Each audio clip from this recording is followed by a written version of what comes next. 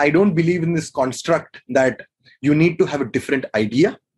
I believe that the idea can definitely be the same, but it's how you position that idea to the consumer that can also build a very strong defensible product.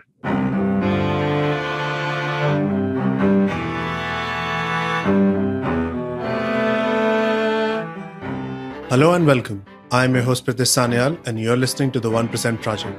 Conversations that will help you understand how some of the smartest minds build, scale and operate new ideas and ventures. If you enjoy these conversations, do share and subscribe.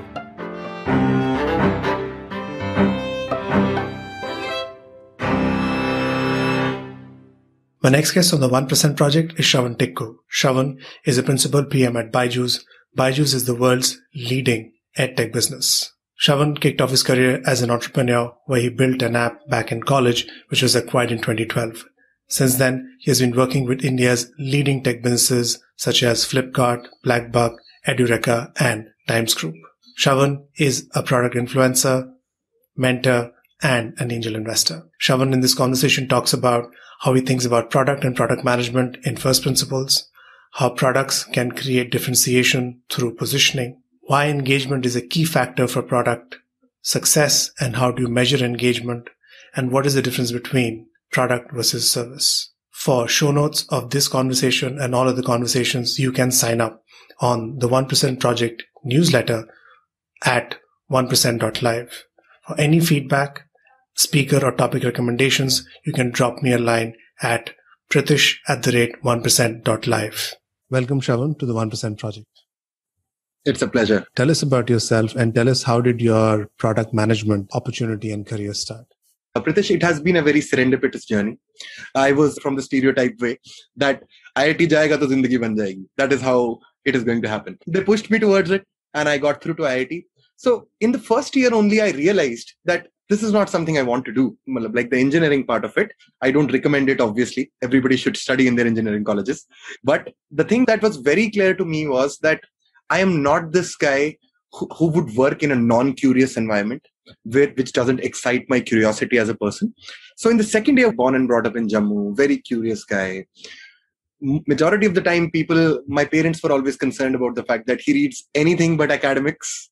Like he's reading Egyptian mythology in 8th class. What is he doing? He's reading music. He's reading literature. He's reading philosophy. Nothing related to his school academics. And they always thought, karega kya hai ladka? What will he do eventually in life? So what happened as I grew up, my parents, they also had this thing. They met their friends and they got to know about this thing called IIT. And everybody told them, what really happened is me alongside with two of my computer science friends, we used to come from Roorkee to Delhi. And a lot of time we used to go out, have fun, probably go to parties and stuff like that. And a lot of times police used to catch us and we used to get bahut chalan ho jate the hamare. So it used to happen that way. We figured out that is there a way to solve this problem in some way so that we can figure out that there is a policeman standing somewhere and we would be able to intimate our friends that don't go from that route. So we built this application. Android was very new back then. And my friends always wanted to do code. They were computer science grads. So we built this Waze for cops, which was an interesting concept that if you see a cop somewhere, you pinpoint the location and it will tell you that there's a cop, don't go from that particular route. So we started this application, built this application, and what really happened was we put it across and never thinking about this, that this is something that's going to blow up. And we always thought it's going to be around 200, 300 people who are going to use it, all of our friends. What really happens, fast forward 3 months, and I check out the Google Play Store analytics dashboard, I see there are over 300,000 downloads for that application with no marketing. And I was like, what is happening? This is the problem that I am facing. But somewhere in some corner of the world, this is again something that people are facing and they're using this application. So I sent out an email asking Google that, what is happening? Can you give me some insight about what's happening? So they told me that there are people in Arizona as well as in Chicago who are downloading this application out of nowhere. And this was very interesting to me. After that, what happens after 2 odd months, there's this large enterprise firm which reaches out to us and says, we want to buy your application. Initially, I thought, is it like a Nigerian scam or something, which is happening with me? But then again, we sold that application for some money, which is like $30,000-$40,000. And for a college student, that was huge amount of money back then. I'm talking about 2012. So that is when I realized that if I can solve problems and get paid for it, there's nothing beautiful in life than that. And this is something that I want. So in my 4th year, one of my seniors, he effectively gave me this book called Inspired by Marty Kagan. And I started reading it. And I realized that in product management, this seems very similar to what I did. Like, you build features for users, you drive value towards it. So at least if this is something, I don't want to repeat the same mistake that I did in 12th class, going into a branch which I'm not curious about. So why don't I do something which is very similar to it? So that is when my journey, I thought I want to do this without knowing anything about it. So finally what happened, I got placed in Flipkart. In Flipkart, I was more in analytics, but then I used to spend a lot of time with product folks, and my boss was always asking, why are you spending so much time with them? And I told him that I'm really curious about how they build features for millions of users. How do they derive value? How do they do recommendations? And that is when I realized, oh, this is the field. This is exactly what I want to do. And moving from Flipkart, I moved to another company, which is BlackBuck, was something like Uber for trucks. I joined there as their 3rd PM, as their data PM, building their pricing model, building analytics models for them, and effectively started realizing that product management is not really how people define it as an intersection of design, tech, and business. That's just an aspect of it. But I think the fundamental root cause is how do you solve problems in a scalable way, which can be effectively be vertically deep, in which the same value is ascribed to the user, even if there are hundreds of millions of users using the platform or 100 users using the platform. So spent a year over there, then moved across to Times Internet in Delhi. That was my first B2C job, where I actually saw consumer product management, which was very interesting to me because I'd come from a data background, and then spent over a year there, built models on how owners effectively want to sell their houses. And the last 3 years have been pretty much in education. And that is something that I fell in love with, because coming from a background where education was definitely given priority to, but because of the turmoil that happened, we could not kind of assert towards how the community has to evolve. So I spent 2 years in Edureka, which is an upscaling startup. Started there as a senior PM, effectively ended up leading their business, growing their business, understanding how the upskilling segment shapes in India. And the last 1 year has been in Byju as a principal PM, taking care of their synchronous learning platform, which is their live platform for kids. How do we do live classes at scale? And this is in an industry which is rapidly growing, the supplementary education industry, which is growing like 100% year on year. So that has been quite a curious journey around over the last 6 years. But yeah, the fundamental of that is that being a very curious guy, solving interesting problems is something that makes you a great PM. And I think that was something that I was duly passionate about. How much of you cracking IIT at a national level has been a part of your curiousness as well as your reading? That's a very interesting question, actually. So I think it's the other way around. I was always curious as an individual, which effectively helped me understand the passion towards solving problems, which was where I think mathematics has been the language of it, which coincidentally was something that was very important in cracking the JEE exam. And there was always this feeling that you should love the process more than the outcome. Somehow, which comes from religion also to a certain extent. Lord Krishna speaks about the same karm karo, phal ki chinta na karo. So that was there that I always loved mathematics and how it helped simplify how you look at the world, the beauty of it. And that kind of helped me understand concepts at a far more deeper level, which helped me crack IIT. But one thing that really helped shape my experience in IIT, and I think that has been a very major impetus on how I've scaled my career, is that one major learning was that you're as good as your peer group. That is something that I learned in IIT. That's insanely amazing for me. Because whenever you are in the set of people and they are talented and you keep learning from them, there's always constructive criticism.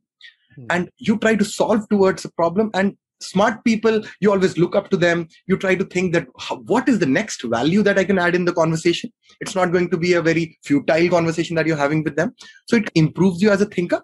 So it widens your horizon of how you look at the world. Can you create an impact? Like for a lot of people, which I've seen, the only aim in life is to get a certain salary and then make effective some wealth for themselves. But I think being in IIT, being with people who have done enormously tremendous amount of things in their life, where I feel that I've not done even 1% of that. So it always gave me that horizon that, dude, this is not what's life. You have to create an impact at scale. And one learning that I had from IIT that was very, very essential for me was that the only way you live 1,000 years is when you create impact. And impact is defined as if you have some place in people's hearts. That is something that came very strongly to me, because when I did my small startup or whatever you want to call it, a project, it helped people, and I could see that people remember me for that. Arey, Shravan is that guy who solved that particular problem. Basically, the two important points that I took away from my college, which were very important to me, were that you're as good as your peer group. And second thing is that because of this peer group, your horizon of thinking kind of widens, which effectively enabled my curiosity even more to understand and figure out ways how to move towards that. So definitely it has a very, what I would say, not like a primary kind of a structure in which you would say academics really helped me shaped as an individual, but I think the entire wholesome experience is pretty phenomenal. And that's why I feel great universities like Harvard, Stanford, or any of the great universities in the world, they're really doing a fantastic job. And I would always say nothing can replace it. Education as a concept is never going to be completely online or offline. It's always going to be blended. Tell us about your concept of collective conscience. It is again a very interesting way of looking at things. So what I always thought is, I was very curious, always trying to understand how to decipher the world. And what really happened at that point of time was, I always wanted to understand what is the truth in life. Because reality and truth are different things. Reality is how people perceive. That's a very different way of looking at it. Truth is absolute, right? It doesn't change. Like light travels at a speed of 3 into 10 to power 8 10 to power 8 meters per second. That is an absolute truth. It doesn't change. So I always wanted to figure out that what is the truth in life? What can I effectively do to effectively figure out, is there something that doesn't change with time, which stays as it is? So initially in my career, I thought maybe leveling up is one way. Like if I earn a certain amount of money, I'll be happy. I'll be very happy. But what happened growing with a lot of people, understanding about it, and after doing whatever little amount of success that I had, I realized nothing changed. I'm still the same. I'm not feeling very happy from inside. So that moment, I could just figure out that now material things are not going to make me happy. That's for sure. Because the amount of wealth that I've accumulated, my lifestyle is not going to change, even if I earn 100x of that. So I thought, why don't I move to a more fundamental concept where people effectively are not able to experience it, and I could be able to experience it in some way. What I mean by that is something spiritual. Because another thing that I fundamentally feel is there are two concepts, which is a belief system and second is a reality structure. The only thing that brings them together is something called experiential learning. And experiential learning is very critical for any belief system to become a reality structure. Like people who believe in religion, for example, if you believe that there is a God, initially it's a belief structure. But if you experience him in some way, like you feel that, oh, I prayed to God and it helped somebody come back from poor health, you start believing that he actually exists. So I went back to my roots, being an avid reader of comparative religion. And I realized that this interesting thing that Lord Krishna keeps speaking about, which is dharma, where does it originate from? And he keeps speaking that dharma comes from compassion or karuna. That's how you put it in Hindi, right? So what do you mean by karuna is that when you start thinking collectively and think outward as an ecosystem, the ecosystem at a very fundamental consciousness level is the same. The difference between Pritish and Shravan is only biological difference. Fundamentally at a consciousness level, you and me is the same. And if I start helping the ecosystem that way, with being grateful about it, that the ecosystem is going to help you back. Because now it's not a transaction. If the conversation that we are having, if there was a transactional value assigned to it, like $500, for example, then you would have lost context after this conversation. And I would have too. But this conversation is towards something that is very fundamental, like giving value, giving knowledge, which kind of makes people slightly better in life. So then I create some place in your heart. This is how the conversation happened. So I thought, okay, it's a belief system. Why don't I try to implement it? Do something around it.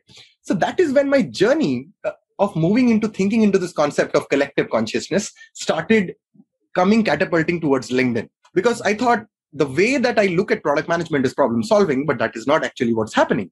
So why don't I give this information just helping people? Let's see how it works. It was an experiment as a product manager. And I started doing it, taking out time to help people without any agenda, without doing anything. And over time, the returns were phenomenal. Like I could never imagine the fact that people coming back to me and saying that we want you to give a lecture at the premier institutes in India. We want you to consult a startup. And I was like, dude, what is happening? I started off with this journey of helping people without any agenda, and the returns that I'm getting back are 100x of even today. If I'm having a conversation with you, it probably happened because of that only. So that is when I started believing that this fundamental construct of collective consciousness makes sense, makes a lot of sense. And that is why I tell this fundamental thought process of collective consciousness helps you improve a better thinker in life. And if 100 good thinkers think about a problem, then innovation is going to happen a lot more faster than one Shravan thinking about it. And that is why I so profoundly believe in it and say that this is what the concept is, that you give out without any agenda, just believing and loving the process, and keep everything surrender to the universe or surrender to the aspect of creating connections, and it'll come back to you in ways you cannot imagine. Double click on the first principle. How I look at problems in life. Problems are twofold. Some are deterministic problems and some are non-deterministic problems.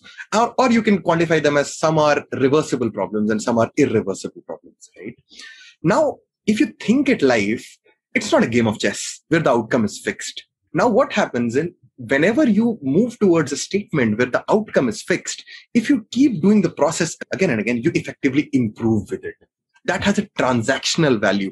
So as the transactional value is raised to power X, your efficiency kind of improves. But life is not like that. Life has so many variables.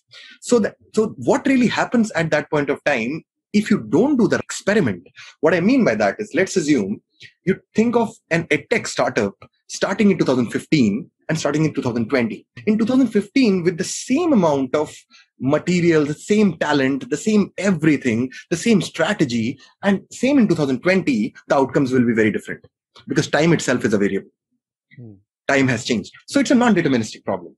Now, in order to solve any problem, you need to have predictability. And predictability can only come when you fundamentally pick out those elements in those problems which don't change with time.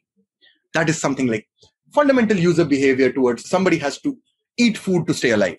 That's a very fundamental principle. Or you have to drink water, good water to keep healthy. Now, these problems, which are non-deterministic in nature, the only way to make them somehow predictable in life, you have to go down towards the fundamental elements of life. What is that one behavior that stays the same? That anybody would need value, and value can be defined in terms of happiness quotient. So if somebody feels happy by a product, it is going to work agnostic of the fact whether it's in 2010 or 2020 or 2030. That is the first principle that comes out of that learning. And if you keep these first principles in building products or systems for that matter, that is going to help you build a very scalable system because it is not going to change. It is only going to compound. If you improve efficiency effectively compounds into the value of the product. So efficiency as a first principle is a fundamental principle. The more efficient a car is, the better its performance is. So as a PM, because majority of the problems are non-deterministic and we are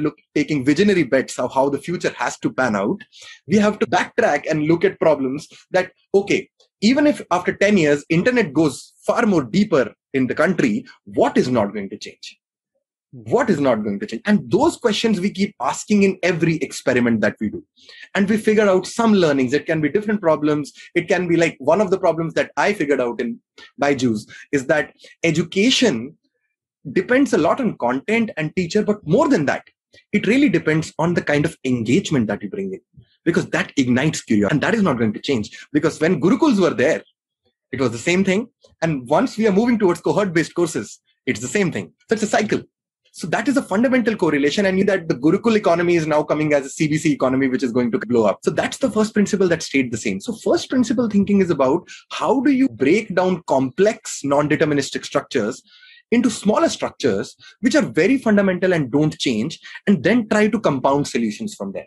Build solutions from there. And once you have built a solution for it, then you try to vertically scale it. Okay, this solution makes sense for 10,000 people. If I have to keep this value intact as X, what is the next thing? What is the next variable that I would add to it so that the value remains the same? One of the very simplistic and crisp example of this is Amazon. When Amazon was used by 1 million users, their personalization was as good as it is today when 1 billion users use it. When Pritish goes to Amazon, he doesn't necessarily care that 1 billion use it. He wants his particular products, his recommendations to be niched to him only. It doesn't matter to him that how many people are using it. So the user value vertically is the same, but the scalability quotient has grown by 100x, 500x, or 1000x. That is why it's a great product. So that is what, according to me, is first principle thinking, that how do you break down non-deterministic problems into deterministic structures which don't change with time, and then you build a solution on top of it. So before you even start building a product, you have a fundamental construct or a hypothesis that this is something that will add a lot of value to the current experience of the user. So whenever you want to design a product, people say that you define a 10x experience. But 10x experience compared, there has to be a benchmark to it. Like, for example, I'll give you a very simple example. IRCTC's previous benchmark was somebody going to a train station and actually booking a ticket. Now, even though IRCTC is not the best experience in the world, but in comparison to the previous experience where you had to stay 4 hours in line and get a ticket, it's like 100x better than that. That's the reason people use IRCTCs far more than going to train station. You build a hypothesis and you say, okay, this is the cohort where I want to add value. Let me take the best representative sample of it, build a small POC around it, and then try to put it across and try to get the feedback. And then you scale out in that manner that, okay, if you're getting a very good feedback, that is when you define an MVP, a minimum viable product. That my MVP basically means that 70% of my users are giving me the same amount of feedback, the intended feedback that I want. The focus is on intended. Engagement doesn't necessarily mean somebody coming on your product and doing any activity. It's about doing the same pertaining activity that you wanted him to do because you believe that one singular activity or two singular activities are going to add value to his life, which can be probably doubt resolution in a class for Byju's, or probably recommending the next product by Amazon, or it can be probably buying the next car by car. It can be as simple as that. And once you do that POC, then you try to scale it to 10,000 users from your current base to 5x that base and see that whether the same feedback retains or not. If it doesn't retain, then you see that there might be different cohorts of people who have different expectations, and then you tweak your product based on that feedback. And it's an iterative process. You keep doing it till it's more like a differential that is integrated. Like you do dx, dx, dx, dx, which kind of compounds towards x.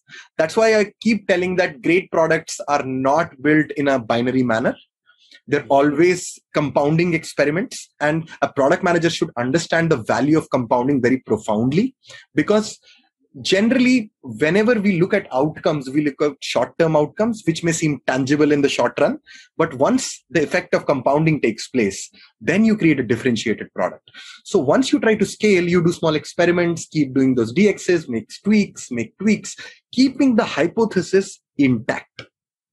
That is where you have to be very fundamentally principled, and you reach to a point where something has scaled from X to 100X. And because you have done those niche of experiments, nobody can even replicate your product. That is also the defensibility that you build with those experiments. So I don't believe in this construct that you need to have a different idea. I believe that the idea can definitely be the same, but it's how you position that idea to the consumer that can also build a very strong defensible product. How do you define a product? Product, fundamentally, what does it mean? A product is vastu. In Hindi, it's called vastu. Now, why do you call something a vastu, right? Because it has some intrinsic value which can be transformed into something value for somebody else, like stone. Stone can be transformed in a building. So that is what fundamentally is that value, that intrinsic value. Now, what do you mean by, what is the difference between a project and a product? How do you define that? So the definition over there becomes, is that something is a product when it starts creating value for not a small set of people, but rather a large set of people, where it is that concurrent value gets multiplied with the network effect. If somebody is getting like, why do you use Swiggy? Like somebody had that value and then somebody recommended that value, and it kind of multiplies with that network effect. And a product is something which doesn't lose its intrinsic value with scale. And that is how fundamentally a product is defined as, according to me. That is how I take care of it. Now, there is one more very interesting niche to it. The great part about building a great product is that scalability is always taken into account. You don't consider, what is the difference between a service and a product? There is a fundamental difference there. A service is effectively dependent on intrinsic value of the entire chain. Anything breaks from that chain, the service goes for a toss. The value goes for a toss. But in a product, it is the culmination of service in that particular abstract. Like a chair has its intrinsic value, whether you keep it in Kashmir or you keep it in Hong Kong or you keep it in Jammu. The intrinsic value is not lost. But on the contrary, if you look at service is like selling food. If the person is not available, you would never be able to sell it across. So product doesn't lose its intrinsic value when you try to scale it across. That is also another thing which kind of separates the line between it. So these are the two things. One, a product has core intrinsic value, something that has fundamental value which can be transformed into value, and it has a strong network effect which grows with it. The second thing is it doesn't lose its value at scale. It always binds that intrinsic value in itself. It's not like a supply chain or something like a chain in which if something is moved out, the value is lost. Yeah. So according to me, these two aspects is how I define products. So what I understand is, and you gave two great examples. One is the chair. So chair's intrinsic value is wherever you keep it, Jammu, Kashmir, Hong Kong, New Zealand, wherever it is, you can still sit on it and still use it for comfort. And I think you talked about food. And if we see it as a service, if the same person is not providing it and not using the same ingredients from that same region, the taste of that food will keep evolving and keep changing. So the pani puri that you get in Jammu, Kashmir, the same guy, even if they try to build it using the local products in Hong Kong, won't be the same thing. Absolutely. So I think probably that is a distinction between how is a service different from a product. What is product management? This is a very interesting question that a lot of people ask me. So for me, I see a lot of people have this notion that product management is an amalgamation of tech, design, and business. You design metrics, you design scalable tech systems, you do this and that, you do stakeholder management. But I think if you look very fundamentally and take a step back, these are like parts of your body. It's not your body. So if I have to define Pritish, I don't say the head of Shravan is Shravan. It's the entire body that's Shravan. Or I say the hand of Shravan is Shravan. So all these elements are aspects of product management. But fundamentally, product management is the science or the art, whatever you want to call it, because sometimes it's more artsy because you take bets also. It is the construct of problem solving, which basically helps you build systems at scale which provide value to you, but systems at scale. Now, I always keep talking about two things here. One is problem solving. If every problem solver is a product manager, then why are these two different words? Then I should go to a halwai and say, you're a product manager, dude. You're giving me mithai. But that's not the case. The fundamental construct here is that a problem solver is a problem solver, but a product manager or product management is the art of problem solving at scale. These two words make it different, make it very functionally different. Now, somebody who, if a PM or somebody who is into product management is that person who not only solves that problem, but also looks at the aspect that when it scales, the value remains the same. That's what I've talked about earlier on. And that is that art. It is not like Haldiram, for example, is a great product management example. People don't think of it, but it is actually there because they've built such an amazing supply chain. That is the product they were solving for. Similarly, Big Basket is an amazing product. People typically think of UI, UX as product, like ye hota hai product, building great UI and UX, that is product management or building tech. But it is about what problem they were solving. Big Basket was solving the problem of getting groceries at an affordable cost and in the quickest possible time.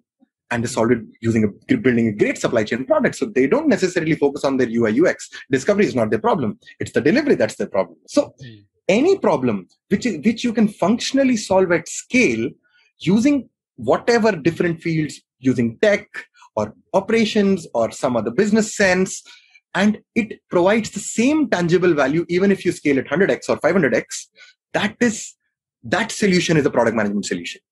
That solution effectively adds value to the user's life, because if you're only solving for 100 users, it's not creating impact at scale. And product managers are all about impact at scale. Like, how do you effectively build that systems? So for me, the art of product management is, again, repeating the same thing. It is How do you distinguish between typical problem solving and problem solving at scale, but keeping the ethos of problem solving at the core? So that is how I define product management. Then who should consider being a product manager? I have to take a step back here and tell you that, first of all, how do you identify problems? Because I talked about product management is problem solving at scale. Now, the fundamental question here is the first principal question, as we put it, is how do you identify problems? And then from there, we'll figure out that who is effectively rightly suited to become a PM. Problem solving always comes from this aspect, which is compassion. I talked about that, right? What do you mean by compassion? Compassion basically means like when you look outward and see there is something which you can improve to build value into the lives of users. That's why observation is a very strong skill set that I keep speaking about PMs should have. Now, once that happens, that there's a certain problem that is happening to me and to a lot of people, you see that if this one problem is solved, and typically these are emotional problems, if you see a majority of the great startups have come from personal experiences. Like Dipinder in Zomato, he had this personal experience of going to Domino's and couldn't get the right pizza and probably took a lot of time. Then he figured out, what the hell? I just want to start something on this own. So typically when you start looking at personalized experiences, you figure out that, okay, if I solve this problem in some way, it would have added value to my life and to people around me. Now that compassion transforms into passion. That is how I define it. Compassion transforms into passion. And based on the passion, now because you have looked outward, you're not looking for a solution for yourself. You're looking for a solution at scale now. And that ignites curiosity in it. Because whenever you try to say, okay, this is something I'll do, then you'll figure out this will not work for 5,000 people. How do I do this? So then you start thinking about something else and you will keep pushing your curiosity quotient again and again, that how do I effectively improve it? And you become curious by it. So that's the first thing that I tell people, that product managers should be very curious. Extremely curious. Anything you should not take at face value. Confirmation bias is the biggest killer of product managers. Just because 100 people say IIT jaane se tumhari zindagi ban jati hai, doesn't mean it happens that way. So be very curious. The second and the most important bit about if you really want to be a great PM or a problem solver is you have to be very accessible, which is very counterintuitive because most PMs are very like time boxed in terms of the time and they don't give time to people. But unfortunately, I'll tell you why that makes sense. Because I told you majority of the problems are non-deterministic problems, the best way to effectively come to a more confined and a more curated experiment is when you have a large influx of data.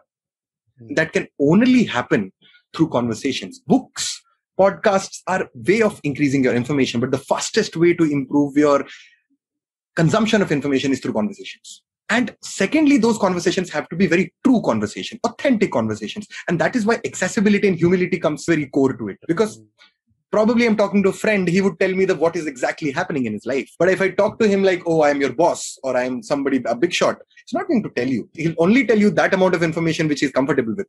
So that comfort level brings that empathy. So that's the second part. Once you're very accessible, you have a large influx of information. And that kind of helps you get that variable sorted. If you're just reading by yourself, you're getting 5 variables. But if I'm talking to 500 people, I get 50 variables. And then I just have to curate from those set of variables that what makes sense. So the second most important is accessibility. One is curiosity. Second is accessibility. The third and most important quotient here is something that is very fundamental is how do you improve your thinking in constraints, right? Constraint thinking is very critical. Another very deep example of this I would want to tell you is that if you talk to someone and you say, Shravan, why don't you tell me your journey of the last 5 years? I can write a 5,000 word essay for it, right? But my point is, if I tell you this, if the same problem statement is rephrased in this way, can you do it in 50 words? Now, what do I have to do about that? I have to cut all the clutter and put it in the best possible 50 ways so that it doesn't lose its essence also, and comes to the user in the best possible way, in the way I wanted to explain in the 5,000 words. Why this is important? Because once you're building products at scale, majority of the consumers you don't know. So all of those consumers have this funda of instant gratification. If in the first 30 seconds, they're not able to understand what value you're giving, they're going to lose interest and go. So that sense of prioritization is also extremely critical. That And that has to come in the articulation. Prioritization doesn't necessarily mean feature prioritization. It has to come in articulation. It has to come in information architecture. How do you present your information? So that is the third skill. You should have a very unique sense of prioritization. And the best way, like one of the questions that I'm very interestingly I ask in PM interviews is, dude, can you write a PRD for me? And the person says, okay, fair enough. But then I say the constraint is that you have to write in 100 words. That's it. That's how you have to put it across. So then you see that how does the person actually evolve in that constraint. And the fourth and most important aspect is you should be very fundamental accessible to feedback. If you're not accessible to feedback, you're doing something wrong. Because feedback is something that effectively tells you the opinions of people, how they think about the world. Now, the problem is if you've already created an opinion, then you've already created an outcome. That this is my opinion, this is how the business will run. But that doesn't necessarily happen. So once a PM is fundamentally accessible to a lot amount of feedback, he can actually come back from that feedback, take out the objectivity from it, remove the confirmation bias, and put it back in the experiment. So curiosity leads you to some sort of ingestion of data, which kind of helps you figure out all the variables. Then then comes the realization part, then the feedback. If all of these four things are there in a person, he by design is a great problem solver. And nothing can stop him to become a PM. Nothing can stop. And rest of the pieces, which are the skills like learning design, etc., ABCD, those are like nuances. He will learn them anyhow. Right?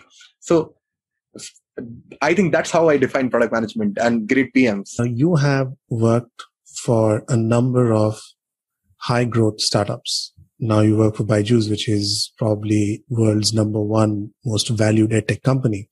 So when you join a new business or a startup or a new project, how are your first 90 days?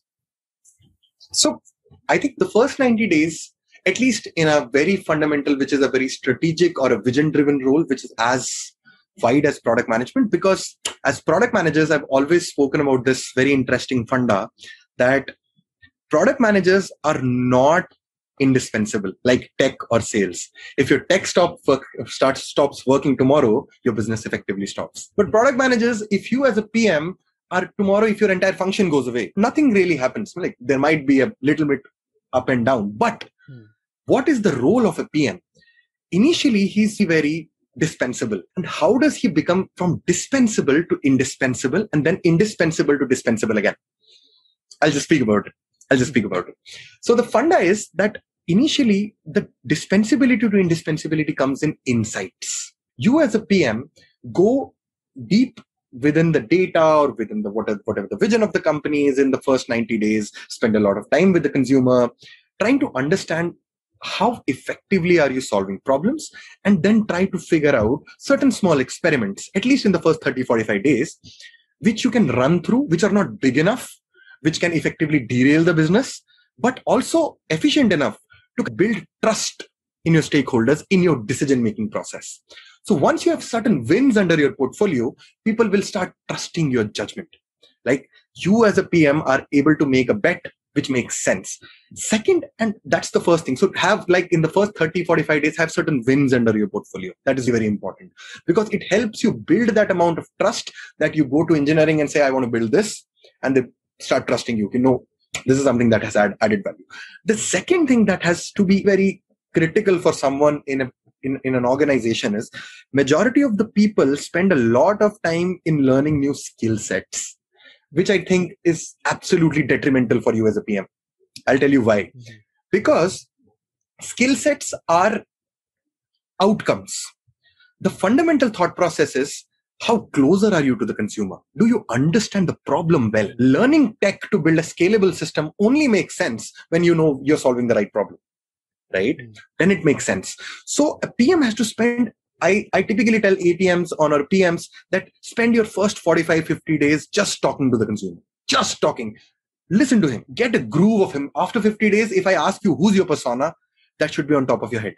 Like this is who I'm building for. And that should be so absolutely pitch perfect and clear in your mind that whenever you think of any new experiment, the persona comes to your head and says, oh, this is where I'm building for. And then your experiments will be very, very. So that is the second thing that I tell PMs. One, try to make small experiments and drive wins, which kind of builds trust. Trust is a very strong function. I think it is the economy of how you build as great leaders. The second thing is spend a lot of time with consumers. And the third thing is always have this humility in which that if you drive success, put your stakeholders' point of it. Success is always collective. And as failures, you come across and say that, okay, this is a decision that I made. And that is something that I've learned from Simon Sinek, who there's this amazing book that he's written called Leaders Eat Last. So that is something that really builds that amount of admiration in your team. And why I speak of the word called admiration and not respect, because you respect everyone, but you don't admire everyone. There's a difference there. So admiration only comes when you can ignite that passion to do good in your team also, so that if you call him at 2:00 at night and say, dude, I want this fixed, he knows that if Shravan is calling me, it is genuinely important and it is something that adds value. So that is the third part, that you should fundamentally always in successes keep it as a collective success. And while if you are in failure, you become the shield of the team and talk about it. Okay, I take responsibility for it. We have done something, but we'll improve. And the last and the foremost part that I always keep talking about, that in general about this, is that once you are in an indispensable stage, you move from dispensable to indispensable because now you have built trust and that economy, you start grooming new leaders. You start grooming new people. And once you start grooming people, you put them into key positions, the positions that you were driving, and then you put yourself to the back gear and again become dispensable. Because then you have leverage. Now, if I know there's a great PM who's sitting at the same, who is driving the same product which I was driving like a year back, or probably 2 months back, or something like that, then you effectively move towards that aspect when you become dispensable again, and then you have horizontal leverage. Then you can think at other products also. So at least in the first 90 days, the two things I would tell is drive some wins, build trust, and always think of collective success as a metric, and be very close to your consumer. And then overall in your journey as a product leader, also try to groom leaders. That's one more responsibility as a product leader that you effectively should have. Yeah. We're talking about unicorns and high growth startups. Yeah. And you have worked with a number of established and amazing founders. Yeah. So my question is, a successful founder or an entrepreneur is more of a product guy, a marketer, or a communication PR guy? Again, very interesting question. Hope I don't get sued for this, saying this out, but then again. So I think the functional question is, how do you define success, right? And success for any entrepreneur is, if he's really a visionary entrepreneur and he wants his business to stay alive for 100 years or 200 years, it is in terms of the end value to the consumer. Now, it really depends on a lot of factors that what you want to build. Let me give a very simple example to this. In India, majority of the companies don't have any preceding product to look at. What I mean by that is, like, taxi services or transportation as an industry was never disrupted before Ola or this came into it, and it was very fragmented. So the previous experience of the consumer was pretty bad. And once Ola came into the picture, might not be the greatest product, but the efficiency level improved by 10x, and it might have a very strong operational component to it. But for the end user, it was a 10x better experience. So even though a combination of ops and product worked here, but on the contrary, if you go to the US or go to Singapore for that matter, they have a great transportation system. So for them, the value has to come in different ways.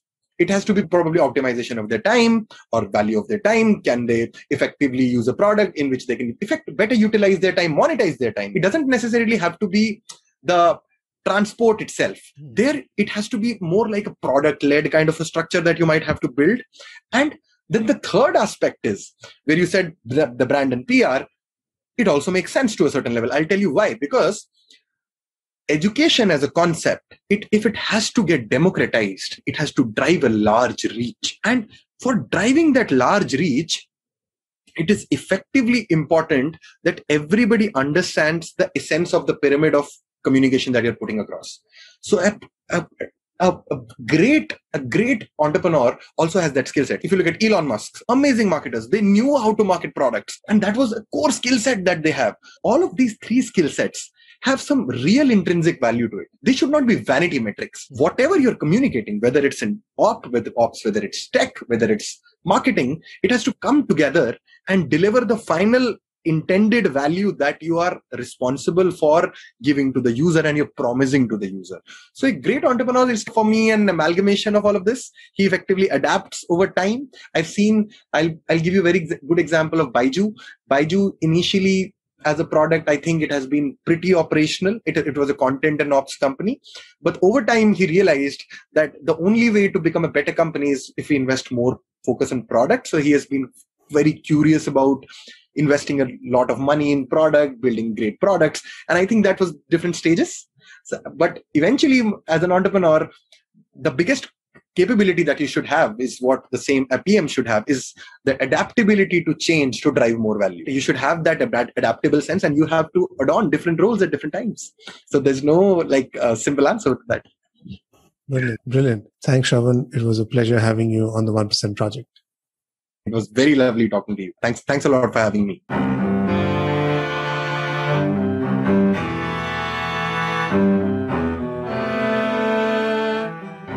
You can find the show notes for this episode and every other episode on onepercent.live. If you enjoyed this conversation, share it on social media and leave a review. See you next time.